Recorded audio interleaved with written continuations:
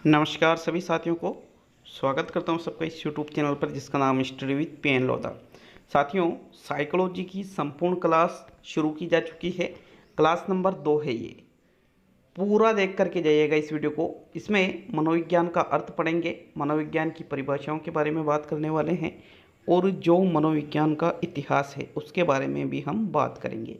तो थोड़ा बड़ा वीडियो बन सकता है क्योंकि ज़्यादा चैप्टर मैंने इस क्लास में जोड़े हैं, जो कि सी-टेट भर्ती 2021, फर्स्ट ग्रेड भर्ती 2021, सेकंड ग्रेड भर्ती, एमपी टेट, यूपी टेट और अन्य कोई भी राज्य की शिक्षक भर्ती हो, सभी के लिए ये चीज़ें समान रूप से उपयोगी है। तो बिल्कुल जो शुरू से पढ़ने वाले साथी है, बिल्कुल आप विश्वास कीजिएगा, जैसे रीट भर्ती में पेपर फंसा था उसी प्रकार से आपके अन्य भर्तियों में भी पेपर बनने वाला है। ठीक है, तो जो पढ़ा रहा हूँ एक बार संपूर्ण कोर्स पढ़ेंगे, उसके बाद में इसके ऑब्जेक्टिव क्वेश्चन भी बीच बीच में करते रहेंगे कि भाई जैसे मान लीजिए कि भाई अपना फर्स्ट यूनिट पूरी हो चुकी है या फिर 3-4 वीडियो हो चुके हैं, तो उन 3-4 वीडियो का एक समन्वित प्रश्नों का वीडियो बन जाएगा जिससे उसका रिवीजन मतलब मूल्यांकन भी हो जाएगा। तो चलिए शुरू करते हैं इस वीडियो को। तो साथियों देखिएगा, हमने जो इसकी पहली क्लास पढ़ी थी, फर्स्ट क्लास में शिक्षा मनोविज्ञान की शुरुआत की थी। अब शिक्षा मनोविज्ञान को पढ़ने से पहले हमने शिक्षा का अर्थ पहली क्लास में पढ़ा था। शिक्षा के बारे में हमने पहली क्लास में पढ़ने के बाद में ये जो दूसरी क्लास है इसमें हम मनोविज्ञान के बारे में पढ़ेंगे, और जो तीसरी क्लास आएगी इसमें शिक्षा मनोविज्ञान को एक समन्वित करके पढ़ेंगे साथियों। ठीक है, नो टेंशन रहिएगा, पूरी चीज़ें पढ़ाई जाएगी, पूरी चीज़ें। जो कोर्स आप 4 से 5 हज़ार रुपये दे करके परचेस करते हो उससे भी बेटर यहाँ पर निःशुल्क मिलने वाला है आपको। तो चलिए ये शुरू करते हैं, इस वीडियो को देखेंगे।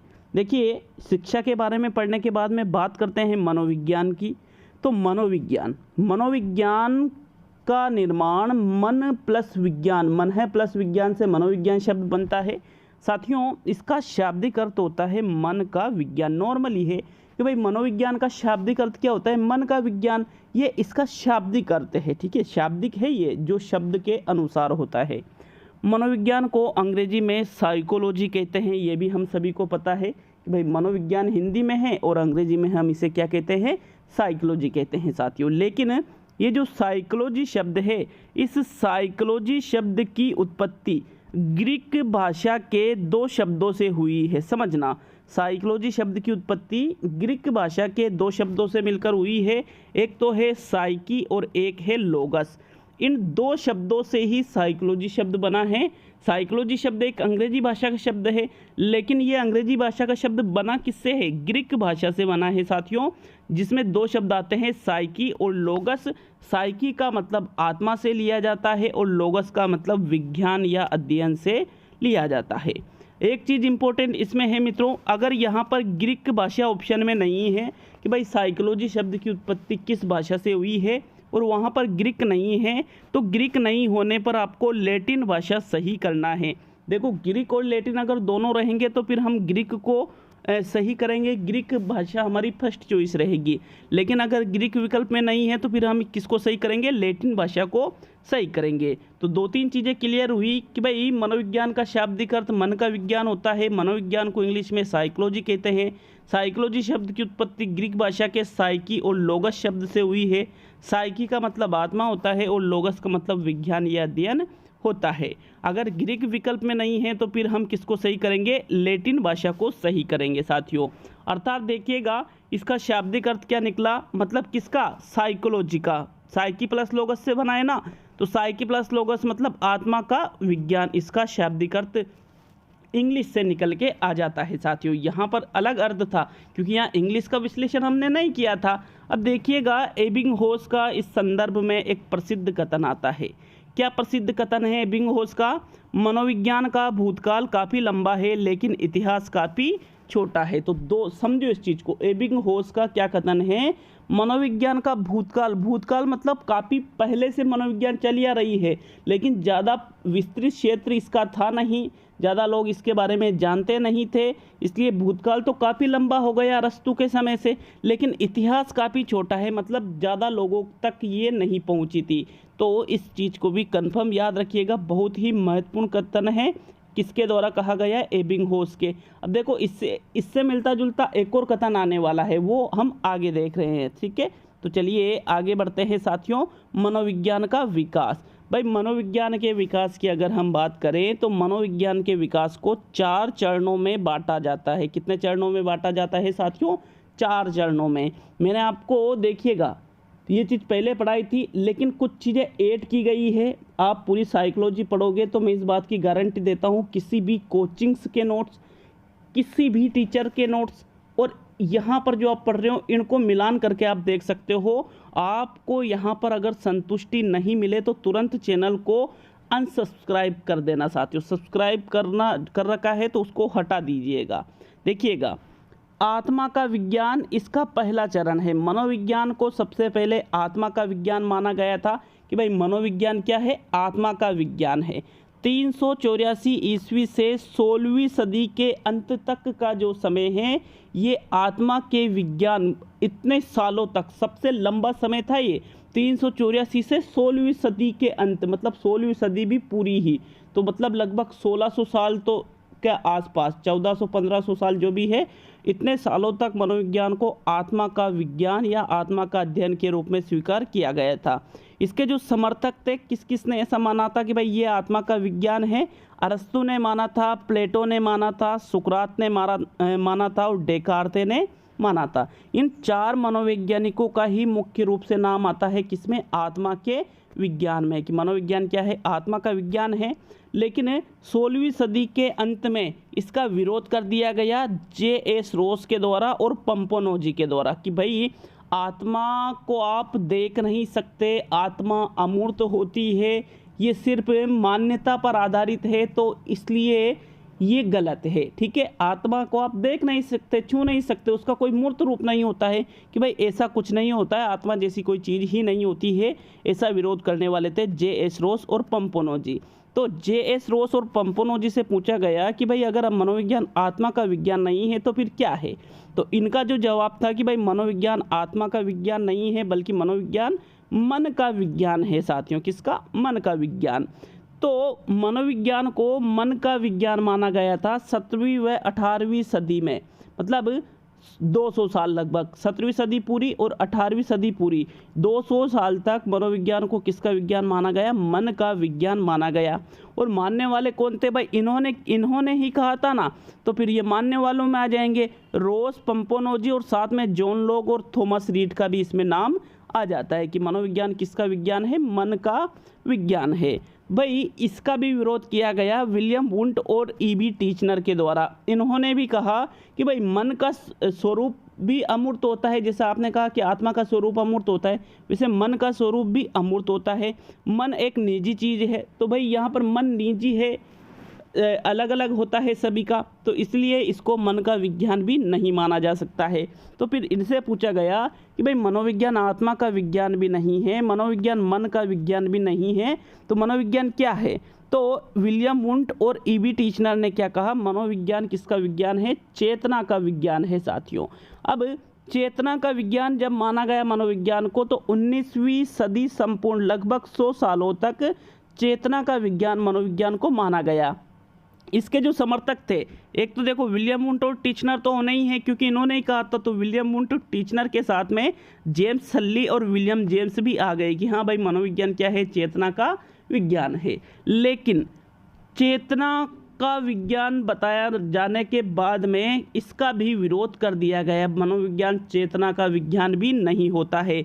और इसका विरोध किसने किया था? विलियम मैकडूगल ने और सिगमंड फ्रायड ने। सिगमंड फ्रायड का सभी को पता है कि चेतन मन तो 1/10 होता है, अचेतन मन 9/10 होता है, तो 1/10 को ही आप संपूर्ण क्यों मान रहे हो? 9/10 को मानना चाहिए, इसलिए इन्होंने इसका विरोध किया। विलियम मैकडूगल ने भी कहा कि भाई मनोविज्ञान चेतना का विज्ञान नहीं है। तो इसमें एक प्रसिद्ध कथन आता है, विलियम मैकडूगल ने अपनी पुस्तक आउटलाइन ऑफ साइकोलॉजी में चेतना शब्द की आलोचना की कि भाई चेतना जैसा कोई शब्द होता ही नहीं है। तो देखो 2 चीज़ याद रखनी है, एक तो outline of psychology, William McDougall और सिगमंड फ्रायड ने कहा कि चेतना का विज्ञान नहीं है, तो भाई किसका विज्ञान है? तो फिर बताया गया कि मनोविज्ञान व्यवहार का विज्ञान है। साथियों मनोविज्ञान को व्यवहार का विज्ञान, चौथा चरण है ये 20वीं सदी के आरंभ से अब तक भी मनोविज्ञान को व्यवहार का विज्ञान माना जाता है। इसके जो समर्थक थे वो वॉटसन थे और जितने भी व्यवहारवादी मनोवैज्ञानिक है सभी ने इसका समर्थन किया कि भाई हाँ, मनोविज्ञान क्या है, व्यवहार का विज्ञान है साथियों। इसका कोई विरोधी नहीं है, क्योंकि विरोधी होता तो फिर इसको वर्तमान में व्यवहार का विज्ञान नहीं मानते, इसलिए इसका कोई भी विरोधी नहीं है। तो इस प्रकार से देखो 4 चरणों में मनोविज्ञान चली। कौन कौन से चरण हैं वापस देख लीजिए एक बार। आत्मा का विज्ञान सबसे पहले, मन का विज्ञान दूसरा, चेतना का विज्ञान तीसरा और व्यवहार का विज्ञान चौथा। तो इस प्रकार से चले साथियों। चलिए आगे बढ़ते हैं, समझ में आ रहा होगा आशा है। अब परिभाषाएं, भाई परिभाषाएं सारी की सारी इंपॉर्टेंट परिभाषाएं लिखा रखी है आपको मैंने यहाँ पर। देखिए पहली परिभाषा है वुडवर्थ की। तो ये जो 4 चरण हैं इसी पर आधारित परिभाषाएं है। विभिन्न प्रकार के अलग अलग एग्जाम में ये परिभाषाएं पूछी जा चुकी है। मनोविज्ञान ने सर्वप्रथम आत्मा का त्याग किया, फिर मन का त्याग किया, बाद में चेतना का त्याग किया और अब यह व्यवहार की विधि को अपनाए हुए है। ये कथन वुडवर्थ का है साथियों मनोविज्ञान के संदर्भ में। इस कथन को मोस्ट इम्पोर्टेंस देकर के आपको याद रखना है कि भाई आत्मा का त्याग किया, मन का त्याग किया, चेतना का त्याग किया और फिर व्यवहार को अपनाए हुए हैं। ये कथन वुडवर्थ के द्वारा कहा गया है। इसकी जो दूसरी परिभाषा देखें तो जेबी वाटसन के द्वारा दूसरी परिभाषा यहाँ लिखी है मैंने। मनोविज्ञान व्यवहार का शुद्ध सकारात्मक या धनात्मक विज्ञान है, ऐसा जेबी वाटसन, जॉन ब्रोड वाटसन के द्वारा कहा गया है साथियों। देखो तीसरी परिभाषा ई वाटसन की है। मनोविज्ञान व्यवहार का निश्चित विज्ञान है। तो निश्चित शब्द तो दिया है ई वाटसन ने और शुद्ध सकारात्मक धनात्मक विज्ञान शब्द दिया है जेबी वाटसन ने। जेबी वाटसन अलग है, ई वाटसन अलग है, आपको विशेष तौर पे दोनों को याद रखना है। चौथी परिभाषा है स्किनर की। मनोविज्ञान अनुभव एवं व्यवहार का विज्ञान है। ये सबसे ज़्यादा इम्पोर्टेंट परिभाषा है जो अलग अलग टेस्ट के एग्जाम में बार बार पूछी जाती है साथियों। Skinner, B.F. स्किनर की बात की जा रही है साथियों। मनोविज्ञान अनुभव एवं व्यवहार का विज्ञान है। ठीक है, आगे क्रो एंड क्रो ने कहा है मनोविज्ञान मानव व्यवहार एवं मानव संबंधों का अध्ययन है। ये कथन क्रो एंड क्रो के द्वारा कहा गया है मनोविज्ञान के संदर्भ में। भाई जो मनोविज्ञान है ये मानव व्यवहार और मानव जो संबंध है, किस प्रकार से मानव व्यवहार करता है, किस प्रकार से एक दूसरे से उसके संबंध होते हैं, इस पर आधारित जो अध्ययन है वो ही मनोविज्ञान है, ऐसा क्रो एंड क्रो का मानना था। छठी परिभाषा है कोल्सनिक की। मनोविज्ञान व्यवहार का विज्ञान है। तो सीधी सी बात यह है कोल्सनिक ने कुछ भी शब्द ऐड नहीं किया है कि भाई निश्चित विज्ञान है, शुद्ध सकारात्मक विज्ञान है, मानव व्यवहार मानव संबंधों का अध्ययन है, ऐसा कुछ नहीं। इन्होंने सिर्फ ये बोल दिया मनोविज्ञान किसका विज्ञान है, व्यवहार का विज्ञान है। तो ये कहा था कोल्सनिक ने। जेम्स ड्रेवर ने कहा है साथियों मनोविज्ञान व्यवहार का विधायक या सार्वभौमिक विज्ञान है। तो देखो जेम्स ड्रेवर से कैसे याद रखोगे, जैसे विधायक विज्ञान इन्होंने कहा है और ओब्लिक सार्वभौमिक भी कहा है, सार्वभौमिक भी आ जाता है कई जगह। तो ड्रेवर का मतलब याद रख लीजिए कि ड्राइवर किसका, विधायक का ड्राइवर होता है, ऐसे याद रख सकते हो। नेक्स्ट 8वीं परिभाषा है बोरिंग की। तो बोरिंग ने कहा है मनोविज्ञान बहुत पहले से है लेकिन इसका इतिहास बहुत छोटा है। मैंने आपसे कहा था इससे मिलती जुलती एक परिभाषा और आएगी। तो एबिंगहॉस ने क्या बताया था, मनोविज्ञान का भूतकाल बहुत लंबा है लेकिन इतिहास बहुत छोटा है। ये तो एबिंगहॉस ने कहा था, शुरू में ही बता दिया था। और बोरिंग ने क्या कहा है, मनोविज्ञान बहुत पहले से है लेकिन इसका इतिहास बहुत छोटा है। साथियों इस कथन को आपको विशेष तौर पे बोरिंग और एबिंगहॉस वाला याद रखना है। नेक्स्ट जो है बोरिंग, लैंगफील्ड और वेल्ड, इन तीनों ने एक कथन कहा है मनोविज्ञान मानव प्रकृति का अध्ययन है। जो मानव प्रकृति किस प्रकार की होती है, उसकी क्या विशेषता होती है, किस प्रकार वो व्यवहार करता है, इत्यादि चीज़ें मनोविज्ञान के अध्ययनों में शामिल की जाती है, ऐसा बोरिंग, लैंगफील्ड और वेल्ड ने कहा है। 10वीं परिभाषा है एटकिंसन, स्मिथ या हिलगार्ड, इन तीनों की परिभाषा है मनोविज्ञान व्यवहार तथा मानसिक प्रक्रिया का वैज्ञानिक अध्ययन करता है। तो यहाँ पर जो भी इम्पोर्टेंट परिभाषा थी मैंने आपके सामने सारी की सारी परिभाषाएं रख दी है साथियों। ये 10 इसकी परिभाषाएं हैं जो कि बहुत ही ज़्यादा महत्वपूर्ण है। बात करेंगे मनोविज्ञान के लक्ष्यों की। देखो RBSC NCERT का पूरा मैटर यहीं पर मिल जाएगा, पूरा टोटल मैटर मिल जाएगा आपको। यहाँ पर NCERT से लिया गया है ये तथ्य कि भाई मनोविज्ञान के लक्ष्यों में तीन लक्ष्य शामिल किए जाते हैं। सबसे पहला आता है मापन एवं वर्णन करना, दूसरा आता है पूर्वानुमान एवं नियंत्रण करना और तीसरा आता है व्याख्या करना। भाई सबसे पहले मापन किया जाता है और फिर वर्णन किया जाता है। मनोविज्ञान में पूर्वानुमान लगाया जाता है, मनोविज्ञान में नियंत्रण किया जाता है और फिर सबसे अंत में व्याख्या की जाती है। तो ये मनोविज्ञान के लक्ष्यों में सम्मिलित है साथियों। ठीक है, एनसीईआरटी आरबीएससी का सिलेबस आपको पूरा मिलेगा इन नोट्सों में से, पूरा का पूरा सिलेबस जो खुद मेरे द्वारा बनाया जाएगा साथियों। तो चलिए आगे बढ़ते हैं, अगला पॉइंट इसका देखेंगे। देखो, अगर वीडियो आप एक बार में अच्छी तरह से याद नहीं होता है तो वीडियो को दोबारा भी देख सकते हो, क्योंकि इतना ज़्यादा भी लंबा वीडियो नहीं बनेगा। इस चीज़ को अगर आप पढ़ते हो तो कम से कम कोचिंग्स रूम में बैठ कर के 2 घंटे लगने वाले हैं और यहाँ पर 30 मिनट में, मैक्सिमम 25 से 30 मिनट में ये आप चीज़ पढ़ रहे हो साथियों। तो समझो बात को। बात करेंगे मनोविज्ञान के इतिहास के बारे में कि भाई मनोविज्ञान का इतिहास क्या है। देखिएगा, मनोविज्ञान की उत्पत्ति यूनान में दर्शन शास्त्र विषय से अरस्तु के समय हुई। तो सबसे पहला पॉइंट आपको याद रखना है भाई, सीधी बात यह है, मनोविज्ञान अलग से कोई सब्जेक्ट नहीं था। मनोविज्ञान का अध्ययन दर्शन शास्त्र के अंतर्गत ही किया जाता था पहले। तो मनोविज्ञान और दर्शन शास्त्र एक ही सब्जेक्ट हुआ करते थे साथियों। और इसकी उत्पत्ति वाला देश कौन सा है? यूनान है। और किसके समय हुई? अरस्तु के समय हुई, क्योंकि ये एक महान दर्शन शास्त्री था। अब दर्शन शास्त्री होने के अलावा इसको मनोवैज्ञानिक भी माना जाता है, अरस्तु को। देखो, मनोविज्ञान शब्द का सर्वप्रथम प्रयोग इटली के रुडोल्फ गोइकल ने 1590 में अपनी पुस्तक साइकोलॉजिया मनोवैज्ञानिका में किया। साइकोलॉजिया इंग्लिश में नाम है और मनोवैज्ञानिका हिंदी में नाम है।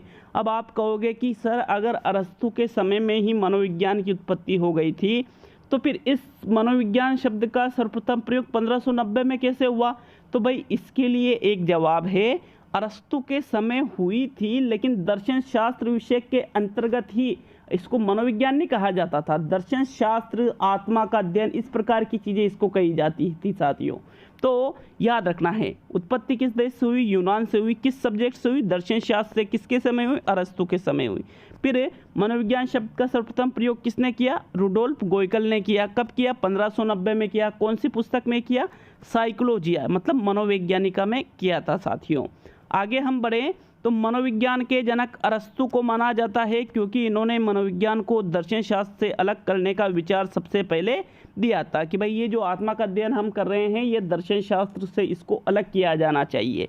देखिएगा, कई जगह आपको मनोविज्ञान के जनक विलियम जेम्स भी मिलेंगे, विलियम जेम्स भी मिलेंगे, कई जगह प्लेटो भी मिलेंगे। अलग अलग मत होते हैं सभी के, लेकिन साथियों ये सार्वभौमिक सत्य है कि अगर जो अरस्तु विकल्प में है तो अरस्तु को ही सही माना जाएगा। अरस्तु विकल्प में नहीं है तो विलियम जेम्स आपको करना है। देखिएगा, मनोविज्ञान के जनक अरस्तु क्यों है, यहाँ पर मैंने कारण भी आपको दे रखा है। बाकी अगर आप फिर भी अरस्तु को नहीं मानते हो, विलियम जेम्स को मानते हो, तो अलग बात है। दोनों अगर ऑप्शन में हो तो अरस्तु फर्स्ट चॉइस है, दोनों ऑप्शन में नहीं है तो विलियम जेम्स को सही कर देना, मतलब अरस्तु ऑप्शन में नहीं है। तो अरस्तु को इसलिए यहाँ पर माना जा रहा है क्योंकि इन्होंने मनोविज्ञान को दर्शन शास्त्र से अलग करने का विचार सबसे पहले दिया था। ये यहाँ पर इसका तथ्य है। देखो, कोलसनिक के अनुसार विश्व का प्रथम मनोवैज्ञानिक प्लेटो है। अब नॉर्मली विश्व का प्रथम मनोवैज्ञानिक किसको माना जाता है? अरस्तु को माना जाता है। लेकिन अगर यूँ पूछे कि कोलसनिक के अनुसार विश्व का प्रथम मनोवैज्ञानिक कौन है, तो फिर आपको ये लाइन भी याद रखनी है, प्लेटो है साथियों। कौन है विश्व का प्रथम मनोवैज्ञानिक? प्लेटो। किसके अनुसार? कोलसनिक के अनुसार। देखो, इसमें एक बहुत ही महत्वपूर्ण फैक्ट आता है, विलियम वुंट को प्रयोगात्मक मनोविज्ञान का जनक कहते हैं। प्रयोगात्मक मनोविज्ञान का जनक कौन है? विलियम वुंट है। कौन है? William Wundt. क्योंकि इन्होंने 1879 में जर्मनी के लिप्जिंग नामक शहर में स्थित कार्ल मार्क्स विश्वविद्यालय में मनोविज्ञान की प्रथम प्रयोगशाला स्थापित की थी। तो 2-3 चीज़ें आपको यहाँ पर क्लियर करनी है। मनोविज्ञान की प्रथम प्रयोगशाला कब स्थापित की गई? 1879 में स्थापित की गई। किसके द्वारा स्थापित की गई? विलियम वुंट के द्वारा स्थापित की गई। कहाँ पर स्थापित की गई? जर्मनी में स्थापित की गई। जर्मनी में सिटी का नाम क्या था? लिप्जिंग नामक एक सिटी है। लिप्जिंग नामक सिटी में भी एक विश्वविद्यालय है, कार्ल मार्क्स विश्वविद्यालय। वहाँ पर मनोविज्ञान की प्रथम प्रयोगशाला स्थापित की गई थी साथियों। इसलिए प्रयोगात्मक मनोविज्ञान के जनक किसको माना जाता है? विलियम वुंट को माना जाता है। तो आशा है आपको ये फैक्ट भी अच्छी तरह से याद हो गया होगा। आगे हम बात करें विलियम जेम्स के बारे में, तो विलियम जेम्स को अमेरिकी मनोविज्ञान का जनक कहा जाता है, क्योंकि इन्होंने अमेरिका में मनोविज्ञान की नींव रखी थी। इन्होंने ही 1890 में मनोविज्ञान की सर्वश्रेष्ठ पुस्तक प्रिंसिपल ऑफ साइकोलॉजी में आदत एवं आत्म संप्रत्यय का विचार सबसे पहले दिया था। तो भाई देखो, मैंने क्या कहा था, अगर डायरेक्टली यूँ पूछे कि अमेरिकी मनोविज्ञान का जनक कौन है, विलियम जेम्स है। क्यों है साथियों? क्योंकि विलियम जेम्स ने अमेरिका में मनोविज्ञान की नींव रखी थी। सबसे पहले मनोविज्ञान के बारे में अमेरिका में किसने बताया था? विलियम जेम्स के द्वारा बताया गया था। तो एक फैक्ट ये हो गया कि भाई अमेरिकी मनोविज्ञान के जनक विलियम जेम्स है। इसके अलावा आपको ये भी याद रखना है कि विलियम जेम्स ने एक पुस्तक लिखी थी, बहुत ही प्रसिद्ध पुस्तक, मनोविज्ञान की सर्वश्रेष्ठ पुस्तक भी माना जाता है। 1819 में ये पुस्तक आई थी, principle of psychology. Principle of psychology मतलब मनोविज्ञान के सिद्धांत। प्रिंसिपल ऑफ साइकोलॉजी का अर्थ यही होता है। इसमें इन्होंने आदत क्या होती है, आत्म संप्रत्यय क्या होता है, इसका विचार सबसे पहले दिया था साथियों। ठीक है, तो ये सारी चीज़ें एक बार और रिवाइज करा देता हूँ ताकि आपके सारी चीज़ें क्लियर रहे कि भाई मनोविज्ञान की उत्पत्ति किससे हुई, दर्शन शास्त्र से, कहाँ हुई, यूनान में हुई, किसके समय हुई, अरस्तु के समय हुई। फिर इसके बाद में मनोविज्ञान शब्द का सर्वप्रथम प्रयोग किसने किया? रुडोल्फ गोयकल ने किया। कब किया? 1590 में किया। कौन सी पुस्तक में किया? साइकोलॉजिया में किया। साइकोलॉजिया को हिंदी में क्या कहते हैं? मनोवैज्ञानिका कहते हैं। इसके बाद में मनोविज्ञान के जनक किसको माना जाता है? अरस्तु को माना जाता है। अरस्तु विकल्प में नहीं है तो विलियम जेम्स को सही करोगे। अरस्तु को क्यों माना जाता है? क्योंकि अरस्तु ने मनोविज्ञान को दर्शन शास्त्र से अलग करने का विचार सबसे पहले दिया था। इसके बाद में हमने ये पढ़ा था कि भाई कोलसनिक के अनुसार विश्व का प्रथम मनोवैज्ञानिक कौन है? तो कोलसनिक के अनुसार पर्सनली पूछे तब आपको प्लेटो सही करना है। फिर आगे बात की थी विलियम वुंट के बारे में। विलियम वुंट का नाम आता है मनोविज्ञान की प्रयोगशाला स्थापित करने में। 1879 में स्थापित की गई मनोविज्ञान की प्रथम प्रयोगशाला विलियम वुंट के द्वारा। कहाँ पर? जर्मनी में। जर्मनी की कौन सी सिटी? लिप्जिंग नामक। कौन सा विश्वविद्यालय? कार्ल मार्क्स विश्वविद्यालय। इसलिए फिर विलियम वुंट को क्या कहा जाता है? प्रयोगात्मक मनोविज्ञान का जनक कहा जाता है। आगे हमने पढ़ा विलियम जेम्स को अमेरिकी मनोविज्ञान का जनक कहा जाता है। क्यों? क्योंकि अमेरिका में इन्होंने मनोविज्ञान की नींव रखी थी। अब विलियम जेम्स ने एक पुस्तक लिखी 1890 में, वो पुस्तक आई थी जो कि मनोविज्ञान की सर्वश्रेष्ठ पुस्तक भी मानी जाती है। क्या नाम था पुस्तक का? प्रिंसिपल ऑफ साइकोलॉजी नाम था। इस पुस्तक में इन्होंने क्या किया था? आदत क्या होती है, आत्म संप्रत्यय क्या होती है, इनके बारे में विचार दिया था साथियों। तो आशा है आपको याद हुए होंगे, कोशिश तो पूरी है साथियों। देखो, भारत में मनोविज्ञान के इतिहास के बारे में बात करेंगे कि भाई भारत में मनोविज्ञान का क्या इतिहास रहा। भारत में मनोविज्ञान का आगमन हुआ था 1905 में कोलकाता विश्वविद्यालय में। देखिएगा, अगर डायरेक्टली प्रश्न 1905 बिने वाला याद आया ना, कुछ बुद्धि वाला, तो उससे आप संबद्ध करके याद रख सकते हो कि बिने ने निर्माण किया और भारत में मनोविज्ञान का आगमन हो गया। तो मनोविज्ञान का आगमन भारत में 1905 में हुआ था कोलकाता विश्वविद्यालय में। कोलकाता विश्वविद्यालय में एक प्रोफेसर थे डॉक्टर आशुतोष मुखर्जी। इनको मनोविज्ञान के प्रवक्ता के पद पर नियुक्त किया गया था। जो आशुतोष मुखर्जी थे, मनोविज्ञान के प्रवक्ता के पद पर इनको नियुक्त किया गया साथियों। अतः भारत के प्रथम मनोवैज्ञानिक एवं प्रथम मनोचिकित्सक डॉक्टर आशुतोष मुखर्जी को कहा जाता है। देखो, सबसे पहले भारत में आई कहाँ पर? कोलकाता विश्वविद्यालय में 1905 में। अब वहाँ पर जिसको प्रवक्ता मतलब बोलने वाला, उसके पद पर नियुक्त किया गया, तो वही तो मनोचिकित्सक और प्रथम मनोवैज्ञानिक कहलाएगा। तो प्रथम मनोवैज्ञानिक और प्रथम मनोचिकित्सक आशुतोष मुखर्जी को माना जाता है। देखो, आगे बात करें तो भारत में मनोविज्ञान की प्रथम प्रयोगशाला 1916 में कोलकाता विश्वविद्यालय में स्थापित की गई। किसके द्वारा? Doctor SN. सेनगुप्ता व प्रोफेसर उमा चौधरी के द्वारा। तो देखो, 1905 में तो क्या हुआ? मनोविज्ञान का आगमन हो गया कोलकाता विश्वविद्यालय में और डॉक्टर आशुतोष मुखर्जी को प्रवक्ता के पद पर नियुक्त किया। इसलिए आशुतोष मुखर्जी को प्रथम मनोवैज्ञानिक और प्रथम मनोचिकित्सक माना गया। किसको? आशुतोष मुखर्जी को। अब 1905 के बारे में डायरेक्ट आते हैं 1916 पर।